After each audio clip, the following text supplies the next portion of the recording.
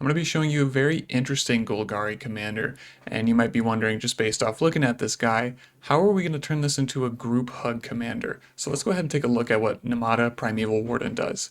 For 2, a black and a green, you get a 3/4 tree folk with reach, and it says if a creature an opponent controls would die, exile it instead, and when you do, create a 1/1 green sapperling creature token. Here is how I decided to build the deck when I found this guy.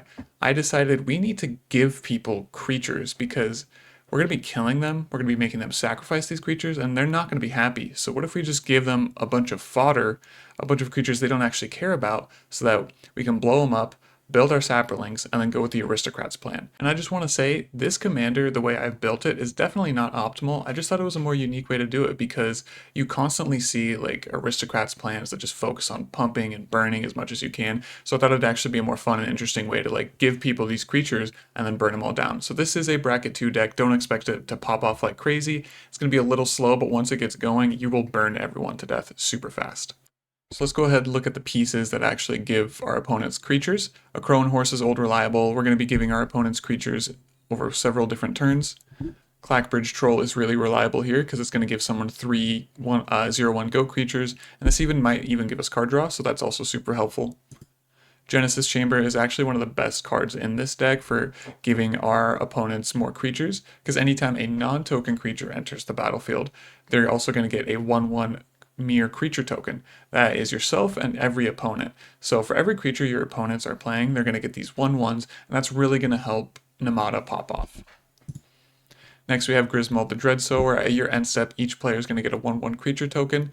You should note that the second half of Griswold's ability will not actually work if Nemata is on the field, because Nemata is exiling creatures instead. So it is sort of an anti-synergy, but it's really good for giving our opponents creature tokens, which is what we want. Hunted Bone Brute, your opponent's going to get 2 1/1 creatures, and then when this dies, each opponent loses 3 life. So this is also good for the Aristocrat strategy. Hunted Horror, you're going to give an opponent 2 3/3 green centaur creature tokens.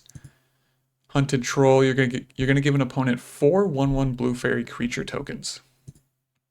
Slaughter Specialist, each opponent gets a 1/1 creature token. And then I actually found a really interesting land while looking for cards that give opponents creatures. I found out that this is actually a CDH piece. Whenever you tap this land for mana, target opponent gets a 1/1 spirit creature token. But this is really good for giving opponents 1/1 creature tokens because I always tap it for mana even if I don't need that mana. So really good card here, just very situational depending on budget. So now let's take a look at the cards that will make our opponents sacrifice creatures. So Accursed Marauder, very good here. This is actually going to make them sacrifice a non-token creature, so that might put a target on your back, but still you're going to get those Nemata triggers. Archfiend of Depravity, this is going to be really good. At the beginning of each opponent's end step, that player chooses up to 2 creatures they control, then sacrifices the rest. This will put a target on your back, but it's also really effective at getting those Nemata triggers. Braid's Arisen Nightmare, you're giving your opponents the options to sacrifice creatures, and if they don't, you're going to get card draw. So Braids is a really strong choice here in the deck. Butcher of Malakir, this is also going to put a target on your back, and this will very likely get you close to closing out the game. Fleshbag Marauder, when this enters, each player sacrifices a creature of their choice. They're probably going to be picking the ones that you chose for them, or the ones that you gifted to them. Innocent Blood, for a mana, each player sacrifices a creature. Liliana's Triumph, for 2 mana, each opponent sacrifices a creature. Plague Crafter, when it enters, each player sacrifices a creature or planeswalker. Sheoldred's Edict, you make it so each opponent sacrifices either a non-token or a token creature. It's up to you, whatever makes the most sense. I like that a lot of these are relatively low on the mana curve, and if each opponent is sacrificing a creature, that's going to give you 3 sapperlings, so I find a lot of these to be super strong. Now let's look at the sack outlets that we have. This will really depend on your budget because some of these sack outlets are kind of expensive, especially starting with Ashnod's Altar, currently at $14. Next we have Deathspore Thallid. This is really good for sacking sapperlings, and then you might even kill an opponent's creature off this by giving it -1/-1. I'm not really interested in the spore counters on here. Dockside Chef for the card draw. Fungal Plots is really good, sacrificing sapperlings at instant speed. You can even create sapperlings with this, which is really good. Gain life, draw cards. Sacrifice a sapperling to draw a card. Skull Clamp, obviously, super good pick here. Thallid Germinator, sacrifice a sapling at instant speed to pump something. Utopia Mycon, adding mana by sacking a Saproling, super good. Vitaspore Thallid, sacking the Saprolings to give something haste. We don't really care about the haste, we more care about the sack outlet. Now we're going to look at the Aristocrats options, things that will burn our opponents and just give us overall benefits from sacrificing creatures. I'm not going to go in depth about these because I feel like these are pretty common cards.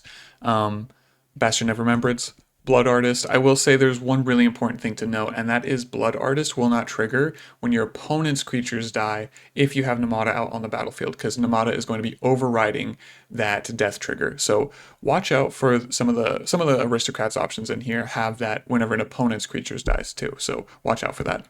Mirkwood Bat's really good. Moldavine Reclamation, really good for drawing cards. I had this and Skull Clamp out, and I nearly drew my entire deck. Nadier's Nightblade. Poison Tip Archer, this is one of the ones where if an opponent's creature dies, the Aristocrat's burn will not go off. Priest of Forgotten Gods, really good for getting mana and card draw. Slimefoot the Stowaway. Zulaport Cutthroat. So yeah, a lot of good options here to burn your opponents down quickly. So now we're going to go over some of the utility pieces that we have in the deck. Chatterfang is going to give us extra creature tokens and is also going to give us a sack outlet. Fungal Sprouting is just going to give us some Saprolings to put on the battlefield. Insidious Roots is going to let us tap our tokens for mana. Jaheira is also going to let us tap our tokens for mana. Primal Vigor is going to be a token doubler and a 1/1 counter doubler. This is not only for yourself, but for your opponents too. This is why I have it in the deck. Also, it's much cheaper than Doubling Season, but I want my opponents to have a lot of creatures, so that's why I'm giving them the option to use Primal Vigor too, because the more creatures they have, the more creatures we can destroy, and then the more Saprolings we get. Pestilence is going to be a really good option for burning your opponent's creatures down and then to build up your Saproling army. This will kill your Saprolings, so just be really careful about how you use it. Make sure you've got some burn out before you do that.